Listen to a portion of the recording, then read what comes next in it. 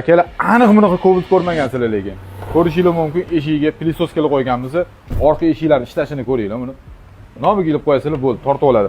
Mashinamizga hattoki bagajiga ham elektronika qo'yib berganmiz. Bagajlari o'zi ochilib, o'zi yopiladi. Boshqacha bo'lgan bagaj qismini qaranglar buni.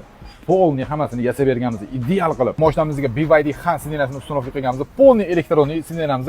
Hali bunaqa pantalonni lekin hech kimni ko'rmagansiz. Ko'rishingiz mumkin. Burgut rasmini tushirganmiz. Обязательно звезды nima qilish shart emas. Mana mana shunaqa qilib ham yoritib beramiz. Kubiklarda oldida plafon bo'ladi, orqasida bo'lmaydi, qiynalishadi. Bitta ko'rishingiz mumkin. Malibu plafonga qo'yib qo'yganmiz. Tarpetka qismlarini, обшивка qismlarini, bar qismlarini hammasini bir xil qilib Han sidenasiga moslab, polni peritashga qilganmiz.